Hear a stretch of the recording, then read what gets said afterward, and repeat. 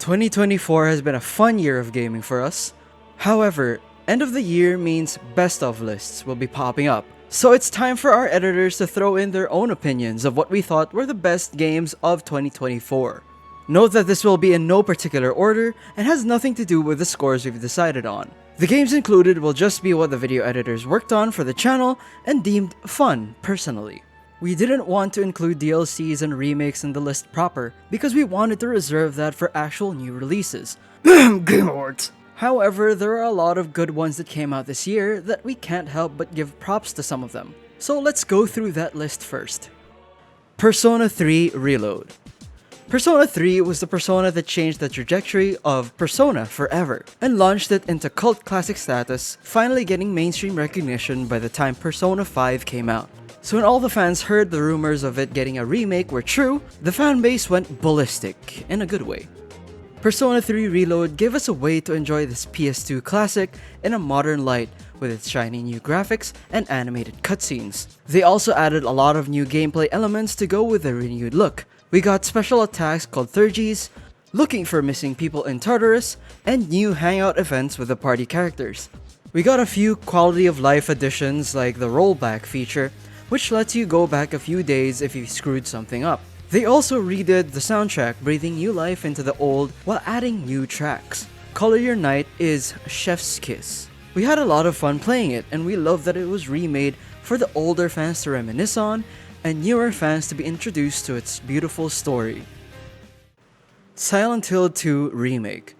We're moving on to another well-made remake of a beloved classic. There was a lot of doubt over whether Bloober Team could pull off a Silent Hill 2 release properly. But come release time, a lot of people were pleasantly surprised at how well they executed it. The improved graphics also gave us more detailed look at the grotesque monsters that prowl Silent Hill. The fog, which used to be a clever way to conceal hardware limitations, is still there and was done marvelously, giving that classic Silent Hill eeriness. There was some minor changes to the progression, but they kept the main story largely intact, making things fun for both new and older audiences.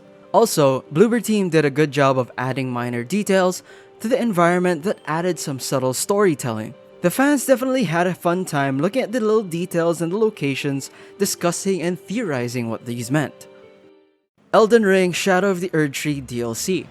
Shadow of the Erdtree was released almost 2 years after the base game, Elden Ring. Shadow of the Erdtree gave us a lot more Elden Ring and really felt like it could have been a sequel, with how much more it gave us. We got to explore a whole new area as big as the base game's whole map. The new weapons gave us more movesets to master, and of course we got new bosses to conquer. We're basically just glad we got more Elden Ring. With the announcement at the Game Awards, it seems we're getting more of that, but in a more co-op focused form. I guess they realized how much people love the co-op mods, huh? And with that, it's time to get into the main course. We'll only be briefly introducing these games in this video, but for more details, we'll have the corresponding reviews listed in the description. That goes for the DLCs and remakes as well. Without further ado, here are our top 8 games for 2024. Like a Dragon, Infinite Wealth. We started this year strong, with the latest mainline entry into the formerly known as Yakuza Like a Dragon series, Infinite Wealth.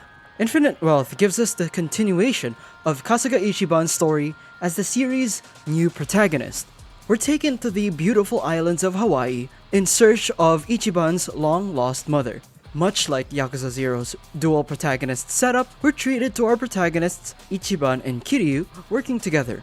Infinite Wealth gives us a heartfelt story of friendship, reunions, and redemption.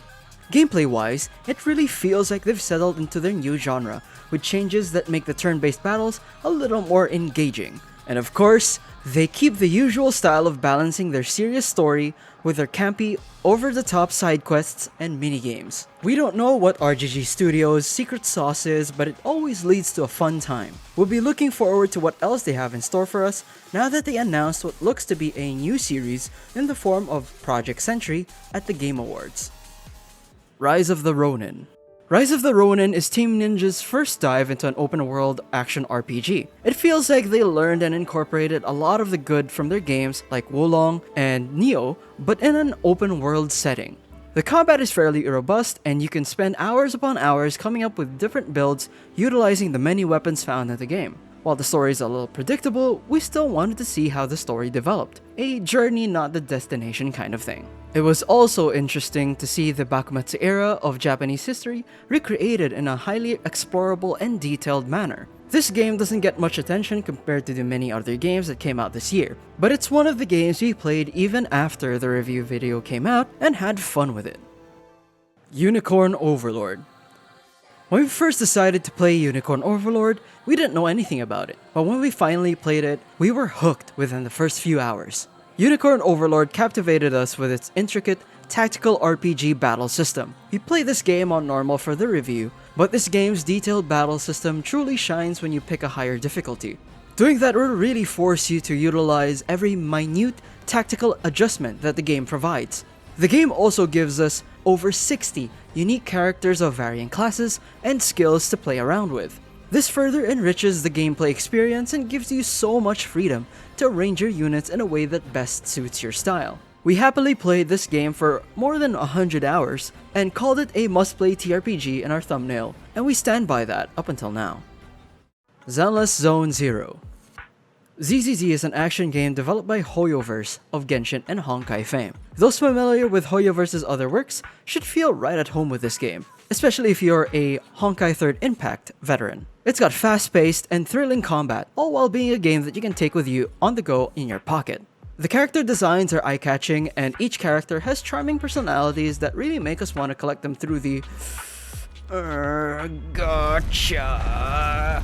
The animations are a standout feature of ZZZ as they deliberately style their game to be very cartoony and expressive. Games don't always have to be masterpieces to be enjoyable. Sometimes you just need something to pass the time, and ZZZ, being free to play, if you don't fall into the trap, and mobile encapsulates that. Let's take a break from these big company games and move to some fairly unknown indies that we really enjoyed and we feel need a little more attention. The next two games will be our favorite indies of the year. Until Then. Now, if you're Filipino, chances are you know this next game. At least that's what our comment section in the review leads us to believe with the outpouring of love and support the Filipino communities showed for that video. Until Then tells us the story of Mark, a young boy living in the Philippines. He lived a fairly average student life until he met a girl he swears he'd seen before, Nicole. Their meeting sets off a series of events that'll leave you intrigued, puzzled, and most importantly, emotionally drained. Until Then is a story-heavy game, meaning it's not gonna be for everyone. But for those who love these story-heavy indie games, it's a must-play. It also gave us a fairly accurate depiction of Filipino life and culture that, as far as we know, have never been seen before in a video game. We can't tell you much about the story as it is really something you should experience for yourself. But God, this game lived rent-free in my head for a while. Do yourself a favor and emotionally damage yourself today. Minds Beneath Us. From one story-heavy indie to another. From the Philippines, we now take a roughly 2-hour plane ride to Taiwan, the homeland of Minds Beneath Us. Minds Beneath Us is another game that'll make you feel a lot of emotions, but not quite in the way that Until Then does. While Until Then focuses on emotional content surrounding interpersonal relationships, Minds Beneath Us' story directs our emotions at society.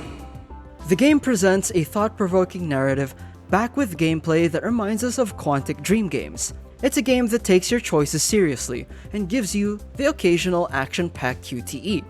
Minds Beneath Us' story ultimately asks you to look at the society and ponder your place in it. If you want a game that'll make you think, we highly recommend this sleeper hit of an indie game. That marks the end of our indie section, so let's get back to the rest. Warhammer 40k, Space Marine 2. Warhammer 40k is a huge name not just in video games, but in gaming culture in general. With Space Marine 2, we're treated to a sequel that continues from where the first game leaves off. Captain Titus leading a new group of Marines to battle a new threat, the Tyranids. Fans of the original game as well as the tabletop would be glad to know that the game does the franchise justice with the way the world looks and how the combat plays. This game is also one of the few online co-op games we have on this list. It's already a good game by itself, but throw in some good company to go with it, and you're guaranteed to have a blast. While we knew of Warhammer 40k before this game, playing this made us a new fan of the franchise. What else can we say other than Glory to the God Emperor! Metaphor ReFantazio. Metaphor ReFantazio is Atlus's new IP. This game tried some things that Atlus hasn't yet, but also keeps a lot of what makes their other games great, keeping a great balance between, oh, this feels new, but also, this feels comfortably Atlus. The most obviously new thing that Atlus is trying out is a fantasy setting. Most SMT games are either set in modern times, with a sci-fi backdrop, or a post-apocalyptic vibe. So it was exciting to see what they could do in a fantasy setting. However, they pulled from a lot of great aspects from their previous works as well. Bond system for Persona, transformation concept from Digital Devil Saga, orchestral style music of Strange Journey, press turn from the mainline SMTs, and a lot more. It feels like a love letter to their works from themselves. Not to mention, Metaphor gives us one of, dare I say, the best stories we've ever seen from Atlus. There's a reason why they won Narrative of the Year. Metaphor presents a world full of relatable, realistic problems and can really hit home despite the fantasy premise. As an Atlus fan, or even a fan of JRPGs in general, this is a must-play and will no doubt be up there with the classics when we look back on it years from now. And that's a wrap on our favorite games of this year. It was a fun year of gaming for us, and we hope you found a game you spent a lot of time playing, mastering, analyzing, discussing with friends, and having an all-around good time with this year. Because at the end of the day, that's really all we want with video games, right? If you find any of the games on this list interesting, do check out the corresponding review videos. They'll be down in the description. And as always, like if you like, subscribe for more video game related videos. This has been Game8, happy holidays, and look forward to our all indie version of this video coming soon. We'll see you next time.